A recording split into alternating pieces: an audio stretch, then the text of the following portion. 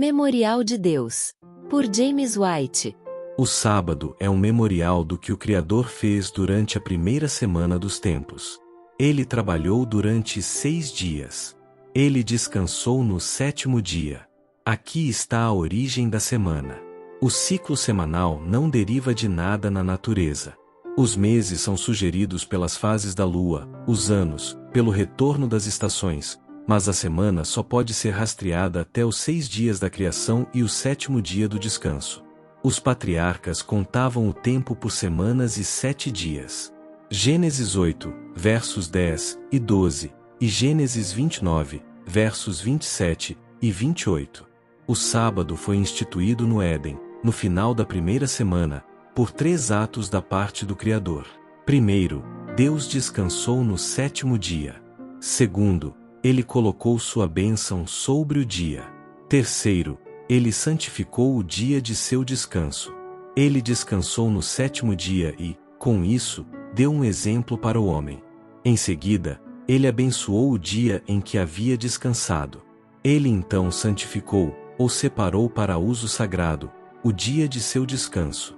Deu os primeiros 6 dias da semana ao homem, para que obtivesse seu sustento, e reservou o 7º dia para si mesmo, para ser usado sagradamente pelo homem. O grande Deus não se cansou dos 6 dias da criação. Seu descanso no 7º dia significa simplesmente que naquele dia ele cessou de criar.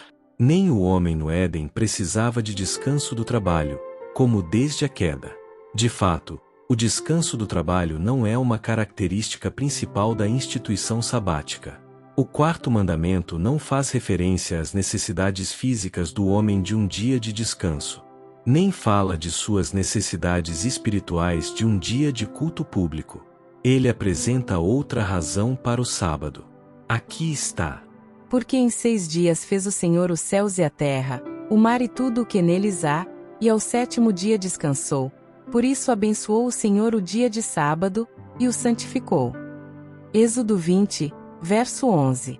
Esta razão se relaciona com o que Deus fez na primeira semana dos tempos. Ele não deu nenhuma outra. É tão antiga quanto o mundo e continuará a ser a razão pela qual o homem deve reverenciar o dia de descanso de Jeová enquanto o mundo existir. O homem descansa no dia do sábado em honra ao Criador. E para onde quer que volte os olhos, seja para os céus, a terra ou o mar, ali contempla a obra do Criador. Ao descansar no 7º dia, ele vê nas incontáveis variedades da natureza a sabedoria e o poder daquele que criou tudo em 6 dias, e assim é conduzido da natureza até o Deus da natureza. O sábado agora se torna o cordão que liga o homem criado ao Criador infinito. É a corrente de ouro que liga a terra ao céu e o homem a Deus. Se ele sempre tivesse observado o sábado, não poderia ter havido um idólatra nem um ateu. O sábado, como um memorial do que o Criador fez durante a primeira semana dos tempos, é agora visto em sua dignidade e importância. É o memorial do Deus vivo. O homem deve descansar no dia da semana em que o Criador cessou de criar. Mas aqueles que menosprezam a grandiosa instituição sabática, que visa atender apenas às necessidades físicas do homem, um dia de descanso, e lhe proporcionar um dia de adoração pública, e não veem nisso um propósito maior, contentam-se com uma mudança no dia do sábado. Pensam que um dia em que o Criador não descansou será tão bom quanto o dia em que descansou.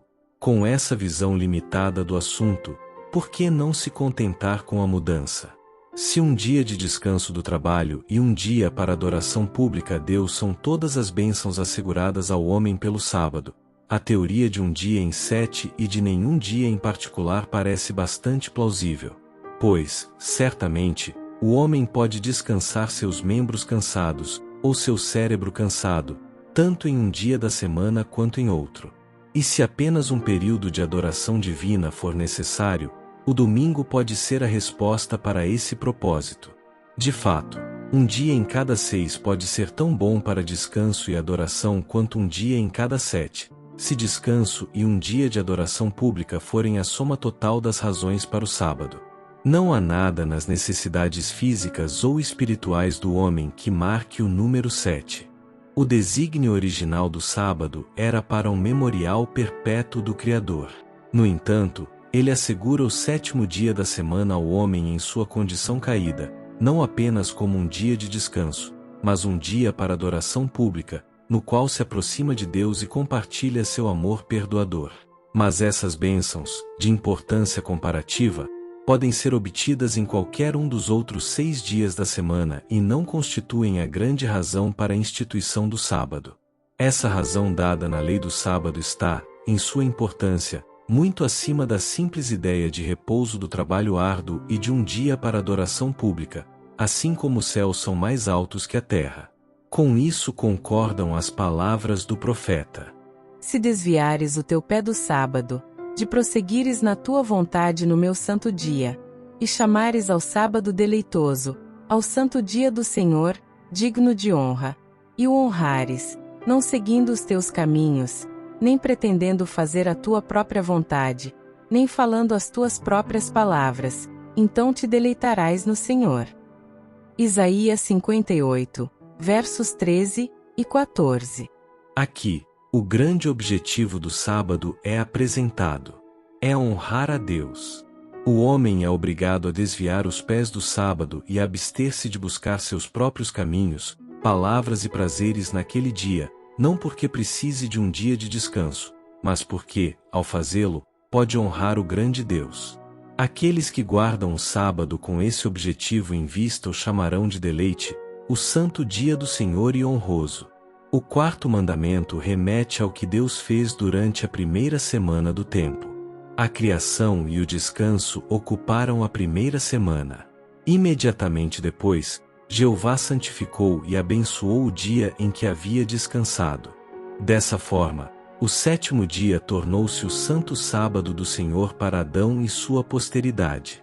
Deveria ser sempre observado pela humanidade como memorial do Deus vivo. Aqueles que localizam a instituição do sábado no Sinai insistem que não há menção à guarda do sábado no breve registro do livro de Gênesis, como prova de que o sábado foi feito somente para os judeus. Como evidência da inconsistência dessa posição, observe os seguintes fatos. Primeiro, o registro sagrado em nenhum lugar sugere que o sábado foi instituído no Sinai, embora localize claramente sua instituição na criação. Segundo, sendo o sábado feito para o homem, Marcos 2, verso 27, como um memorial da criação, não há razões para que somente os judeus desfrutem de suas bênçãos. Todos os homens precisam dele tanto quanto eles. Terceiro, os fatos relacionados à doação do maná mostram que os israelitas entendiam as obrigações do sábado, que algumas pessoas violaram essas obrigações sagradas e foram reprovadas por Jeová, 30 dias antes de verem o Monte Sinai. Veja Êxodo 16 a 19. Eles chegaram ao deserto de Sim, onde o maná foi dado pela primeira vez, no 15º dia do seu segundo mês. No sexto dia, colheram uma porção dobrada do maná, uma quantidade suficiente para aquele dia e para o sábado seguinte. Moisés disse ao povo: Isto é o que o Senhor disse: amanhã é o repouso do santo sábado do Senhor. No sétimo dia, Moisés disse: Comei-o hoje, porque hoje é sábado do Senhor. Hoje não o achareis no campo. 6 dias o colhereis, mas no sétimo dia, que é o sábado, não haverá nele nada. E aconteceu que, no sétimo dia, alguns do povo saíram para colher, e não o acharam. Então, o Senhor disse a Moisés: Até quando recusareis guardar os meus mandamentos e as minhas leis? Vede, pois que o Senhor vos deu o sábado, por isso, no sexto dia, vos dá pão para 2 dias. Aqui vemos que o sábado foi compreendido e sua violação foi repreendida por Jeová. Mas os israelitas ainda não tinham visto Sinai. De fato, eles não chegaram ao monte de onde os 10 mandamentos foram proclamados, senão 30 dias após a primeira entrega do maná. Veja o capítulo 19. Aqui está um prego cravado em um lugar seguro, e ministros e homens devem deixar de afirmar que o sábado foi dado pela primeira vez no Sinai, até que tenham examinado a narrativa sagrada com mais cuidado. O plano original do sábado previa sua observância perpétua enquanto Deus, o Criador, e o homem criado existissem. Ele não aponta para a redenção. Ele olha para trás, para a criação. Foi feito para o homem antes da queda, mas, em consequência da queda, é 10 vezes mais importante para ele durante todo o período de sua condição caída. E existirá durante a vida futura do homem na nova terra, em todo o seu significado e glória originais. Vimos o sábado baseado nos grandes fatos da criação em 6 dias, o descanso de Jeová no 7º dia e sua santificação e bênção do dia de seu descanso. Enquanto estes continuarem sendo fatos, o sábado continuará. A redenção não propõe a criação de um novo mundo como herança dos redimidos. Eis que faço novas todas as coisas, diz o Redentor. Este mundo, redimido da maldição e de todas as suas consequências, será a possessão eterna dos justos. E, não obstante a obra da redenção, os grandes fatos relacionados com a semana da criação ficarão para sempre vividamente gravados nas mentes imortais dos redimidos. Assim diz o profeta. Porque, assim como os novos céus e a nova terra, que hei de fazer, permanecerão diante de mim, diz o Senhor, assim permanecerão a vossa descendência e o vosso nome. E acontecerá que, desde uma lua nova até a outra, e desde um sábado até o outro, virá toda a carne a adorar perante mim, diz o Senhor. Isaías 66, versos 22 e 23.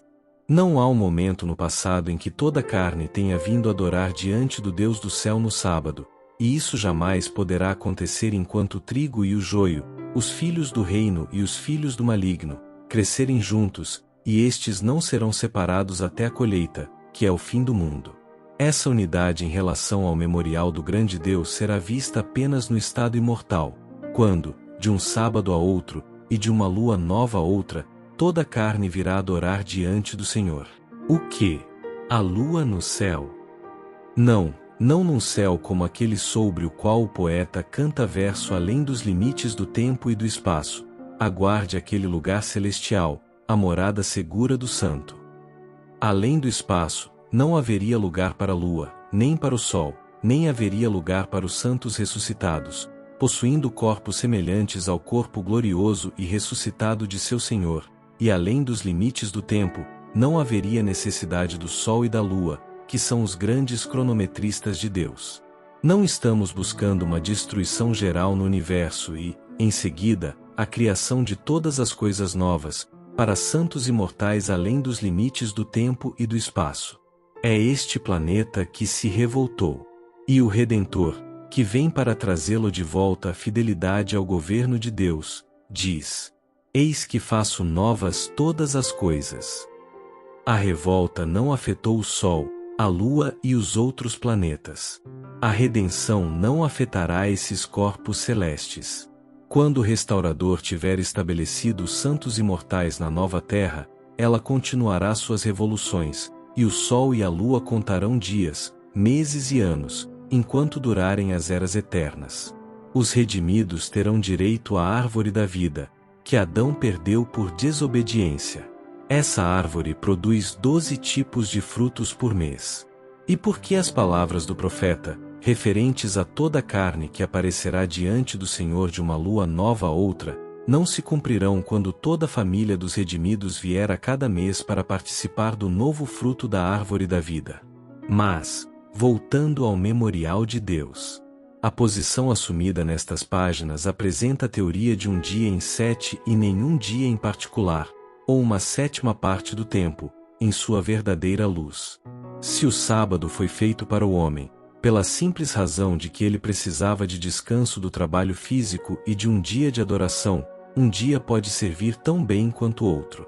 Mas se for um memorial do descanso de Jeová, o 7º dia da semana, e nenhum outro, é o dia do sábado. Os sabatistas são acusados de serem grandes defensores do dia. E realmente o são. O sábado significa descanso. O homem é obrigado pelo 4º mandamento a celebrar o dia de descanso do Senhor, ou o dia em que o Senhor descansou. Deus descansou no 7º dia. Ele santificou o 7º dia. Portanto, O sétimo dia, e nenhum outro, é o dia do sábado. Mude o dia do sábado e você deixará de celebrar o descanso do Senhor. Se Deus descansou em um dia em 7 e em nenhum dia em particular, o homem pode fazer o mesmo. Mas se Deus descansou no sétimo dia da primeira semana, a guarda aceitável do sábado é a celebração do sétimo dia de cada semana subsequente. O povo americano celebra sua independência nacional no dia 4 de julho. E por quê? Porque em 4 de julho de 1776, homens patriotas assinaram a Declaração de Independência.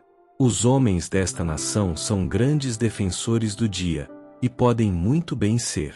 Se mudassem nossa celebração nacional do dia em que a Declaração de Independência foi assinada para um dia em que não foi assinada, ela perderia seu significado. Deixaria de ser uma celebração de nossa independência. Que o povo deste país celebre sua independência no dia 25 de dezembro, e que a Declaração de Independência seja lida de todos os oradores nesse dia, como é costume no dia 4 de julho, e o povo americano seria considerado uma nação de tolos.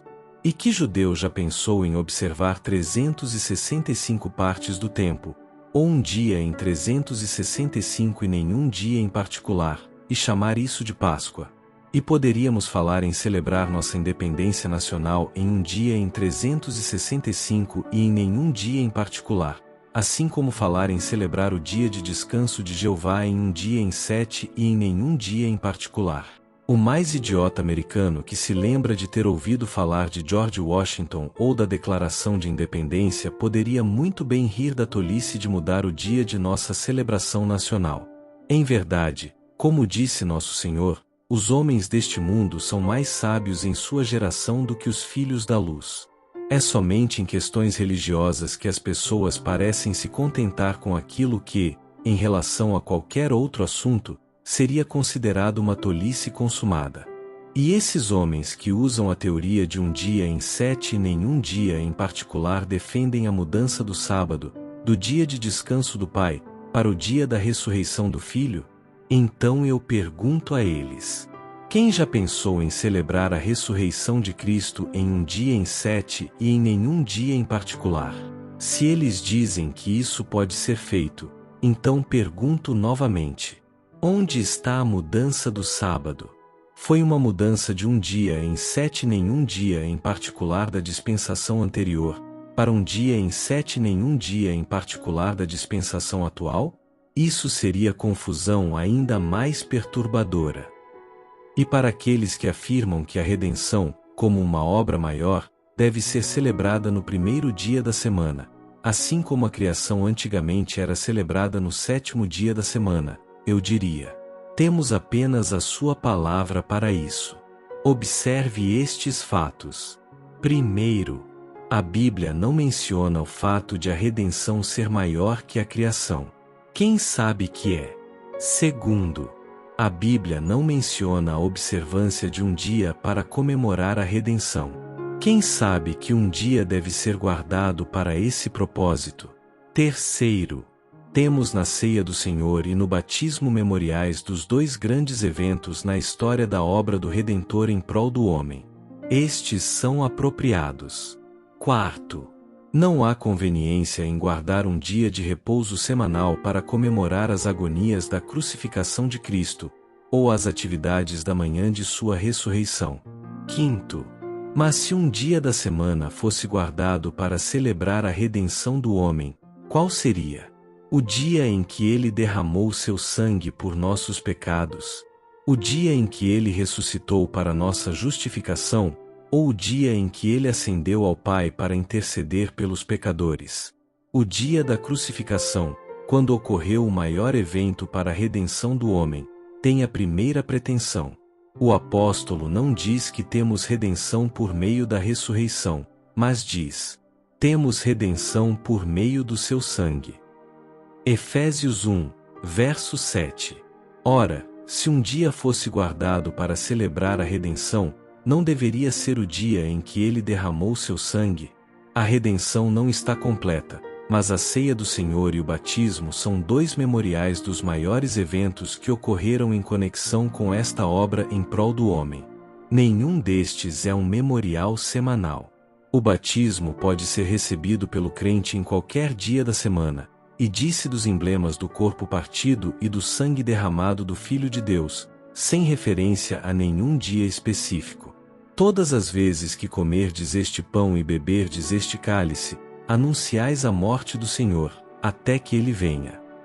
1 Coríntios 11, verso 26. Esses memoriais apontam para a morte, o sepultamento e a ressurreição de Jesus Cristo. O grande memorial de Deus aponta para o dia do seu descanso. E por que não deixar que todos esses permaneçam, atendendo ao propósito para o qual foram instituídos? Por que a obra da criação deveria ser perdida de vista na obra da redenção? Por que não celebrar ambos aqui? Ambos são igualmente lembrados daqui em diante. Disse dos redimidos. E entoavam um cântico novo, dizendo: Digno és de tomar o livro, e de abrir os seus selos, porque foste morto, e com o teu sangue compraste para Deus toda a tribo, e língua, e povo, e nação. Apocalipse 5 verso 9. Os mesmos também lançaram as suas coroas diante do trono, dizendo: Digno és, Senhor, de receber glória, e honra, e poder, porque tu criaste todas as coisas, e por tua vontade são e foram criadas. Apocalipse 4, versos 10 e 11. Aqui, os redimidos são representados como louvando tanto o Criador quanto o Redentor. E, novamente, toda a inteligência criada no universo, em alegre simpatia pelo homem em vista de sua redenção, é representada no capítulo 5, verso 13, como louvando ao que está assentado no trono o Criador, e ao Cordeiro o Redentor, para todo sempre. Vemos aqui que os redimidos, com todos os fatos arrebatadores da redenção consumados diante deles, não perdem de vista a criação. O Criador compartilha sua adoração igualmente com o Redentor. Como, então, Adão deve ter se sentido quando, no jardim do Éden, despertou pela primeira vez para todas as glórias desta criação da qual os redimidos se lembram com tanta alegria. Recém-saído das mãos de seu Criador, ele renasce com todo o vigor da perfeita humanidade. Com um intelecto capaz de apreciar as glórias do Éden e compreender a grandeza e a dignidade de sua posição, e com um coração imaculado pelo pecado, como ele deve ter se voltado em gratidão e adoração para o poderoso Criador de si mesmo e de todas essas glórias. Se os redimidos puderam lançar suas coroas diante de Jeová em adoração reverente, em vista de uma criação realizada mais de 6.000 anos antes de seu cântico de louvor ser proferido, como cada fibra do ser de Adão deve ter vibrado com emoções de gratidão e adoração ao benfeitor autor de sua criação, enquanto ele estava ali no Éden, arrebatado pelo estranho deleite de uma nova existência. E como ele poderia expressar melhor as emoções de seu coração? Não seria celebrando, em meio a todas as glórias circundantes de seu lar edênico, um dia de descanso em honra ao seu Deus? Não diga que Adão não teve ocasião para o sábado no Éden. Era o próprio meio pelo qual ele se elevaria à comunhão com seu Criador e ofereceria o serviço de um coração grato àquele de quem acabara de receber o dom da vida e todas as suas bênçãos. E se o sábado era tão apropriado, tão necessário, no Éden, o que diremos dele desde a queda? Com o pecado, veio o afastamento do homem de Deus e sua propensão a esquecer seu Criador e a se afastar dele. Quão mais necessário é o sábado, então, para que ele não se desprenda completamente das amarras que o prendiam ao mundo celestial. A torrente de pecado e crime tem se espalhado cada vez mais e mais profundamente a cada ano, e quanto mais nos afastamos do paraíso, mais fraca e propensa ao pecado encontramos a raça humana e, portanto, mais necessitada do grande memorial de Deus. Acaso Adão, enquanto ainda não caído no Éden, cercado por todas as suas influências celestiais e em diálogo livre e aberto com seu Criador, precisava do sábado? Quanto mais, quando, com as portas do paraíso para sempre fechadas para ele, Ele não podia mais falar face a face com seu Criador, mas doravante teve que lutar com os impulsos pecaminosos de seu próprio coração e tatear seu caminho em meio à escuridão moral que começou a se instalar sobre o mundo quando a gloriosa luz do Éden foi obscurecida pelo pecado. E se necessário para Adão, quanto mais para Abel, cujos olhos nunca contemplaram um belo jardim e que nunca experimentara pessoalmente a proximidade do céu que Adão ali desfrutou. E era ainda mais essencial às necessidades espirituais da raça humana nos dias de Enoque e na era mais degenerada de Noé, quando a influência do Éden, como os últimos raios do crepúsculo do sol poente, estava desaparecendo dos corações dos homens. Abraão precisava ainda mais dele para salvá-lo da idolatria da casa de seu pai, e Moisés e a nação judaica, ainda mais, para protegê-los da apostasia aberta das nações pagãs ao seu redor. Porém, mais do que para Abraão, Moisés ou os judeus, o Santo Sábado era uma necessidade para a Igreja na dispensação do Evangelho, quando o homem do pecado se levantaria, se oporia e se exaltaria acima de tudo que se chama Deus, quando deveria haver uma tendência a multiplicar festas e festivais, não exigidos pelas Escrituras, em honra a Cristo, e a classificar o sábado de Jeová com as cerimônias judaicas, e varrê-lo junto com elas. E agora descemos quase 6.000 anos dos portões do paraíso. Durante todo esse tempo, o pecado reinou, a iniquidade abundou, e os corações dos homens tornaram-se cada vez menos suscetíveis às impressões divinas, e na mesma proporção, mais propensos a esquecer o Criador. E podemos dispensar o sábado agora? É verdade que a aurora do Éden restaurada está visivelmente se aproximando, mas o mundo está mais distante de Deus do que nunca. A infidelidade e o ateísmo correm soltos, e aparentemente a raça humana desejaria de bom grado banir todos os pensamentos e o amor a Deus da mente e do coração. Mais do que nunca, então, o sábado é agora necessário para salvar os homens da apostasia total. Com todas as razões originais para a instituição, as necessidades acumuladas de 6.000 anos de pecado, agora nos convocam a lançar todas as salvaguardas possíveis em torno desta instituição sagrada. Se alguma vez o memorial do grande Deus e um elo de ouro para ligar o homem ao céu foram necessários, são necessários agora. E a necessidade desta instituição aumentará ainda mais durante os poucos dias de perigo que nos restam. Podemos dispensá-lo? Nunca. Devemos apreciá-lo cada vez mais sagradamente, enquanto, com o coração fervoroso, sussurramos a oração. Que a terra, ó Senhor, volte a ser tua, como antes amaldiçoada pela vingança, e que o santo sábado brilhe tão glorioso como no princípio.